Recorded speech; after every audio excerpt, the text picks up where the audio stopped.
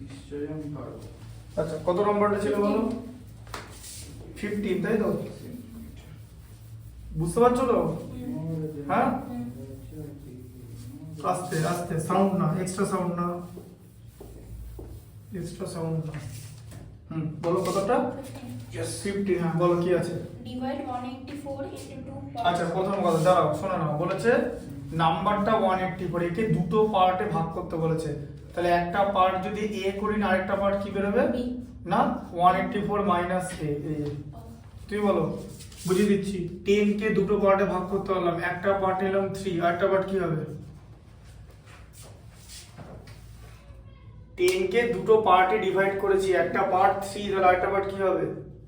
3 minus আস্তে দাঁড়া বলছি, ম্যাথটা করো, হাসার কিছু নাই, ঠিক আছে? তোমাকে যেটা এই পাচ্ছিলে না তো, কি পাচ্ছিলাম না? ক্লিন করোনি তো ম্যাথটা। যা শোনো, every student must be concern with their respective mathematics. হলো তো? সরি হ্যাঁ ওকে তো বোঝাচ্ছি। 10 কে ডিভাইড করা মানে 10 থেকে 3 নিয়ে নিলাম, তাহলে কি 7 বেজে গেল। 7টা তুমি পাচ্ছ কি করে? 10 মাইনাস 3 করে তো?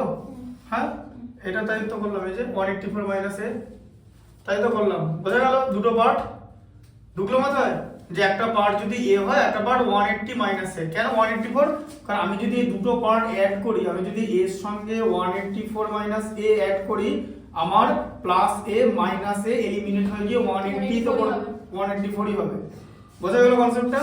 আচ্ছা এবার কি বলেছে, তাহলে 184 কে দুটো পার্টে ভাগ করেছি। হ্যাঁ ডিভাইড করো, 1/3 অফ 1 পার্ট, তাহলে এর 1/3 নিয়ে নাও, এই যে a/3, 1/3 অফ 1 পার্ট, ঠিক আছে? আচ্ছা হ্যাঁ 1/3 of 1 part may exceed 1/7 of other part by 8, মানে এটা 1/7 মানে 184 মাইনাস a বাই 7, এই যে 7th হলো, 7th কতটার মানে কি? 7 দিয়ে ডিভাইড করা, আর 7 টাইমস মানে ইনটু করা। হ্যাঁ 7th কতটা মানে 1/7 লিখে দিয়েছে, ধরো এটা লেখা আছে যে 7th কথার মানে হচ্ছে 1/7। হলো? ঠিক আছে, বোঝা গেল? তাহলে এটার থেকে কি লেখা আছে বলো?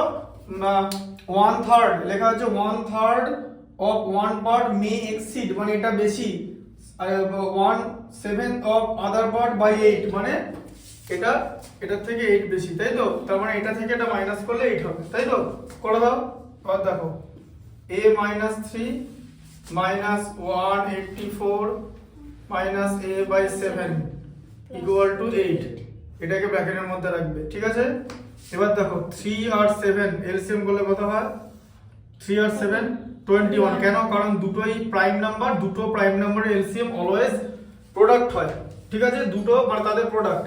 তাহলে 21 কে 3 দিয়ে ডিভাইড করলে কত? 7 এ মাইনাস 7 দিয়ে ডিভাইড করলে 3, তো 184 মাইনাস ইকুয়াল টু কত? 8।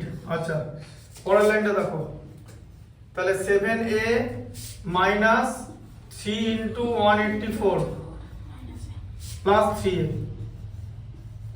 Minus 3 into minus a plus 3, minus মাইনাসে মাল্টিপ্লাই করলে প্লাস, তাই তো? বোঝা গেল? 8 ইন্টু 21 কত হয়? 168, ঠিক আছে? আচ্ছা এবার দেখো 7a আর 10a তে কত হয়? 10a, তাই তো? 7a প্লাস 3 তো 10a তো হয় না, 7a মাইনাস এখানে প্লাস আছে তো। কোথায়?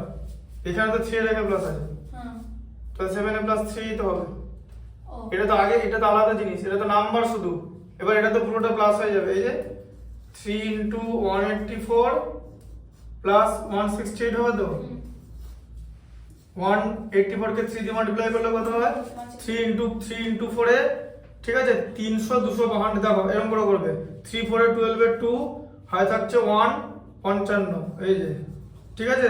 এই 18 কে 3 দিয়ে মাল্টিপ্লাই করলে 54 প্লাস 1 এ 55 প্লাস 168, ঠিক আছে? সো 168 টা কোন থেকে আসলো? এই যে 21 ইনটু 8, হ্যাঁ এই তো জিজ্ঞেস করবে, কিচ্ছু অসুবিধা হলে জিজ্ঞেস করবে, ঠিক আছে? 8 আর 2 তে 10 এর 0 হাতে থাকছে 1, ঠিক আছে? 55 প্লাস 16 হচ্ছে 71 প্লাস 2 মানে 72, তাই তো? তাহলে a এর ভ্যালু কত হবে 720 একটা করে কেটে দাও ও a ইকুয়াল টু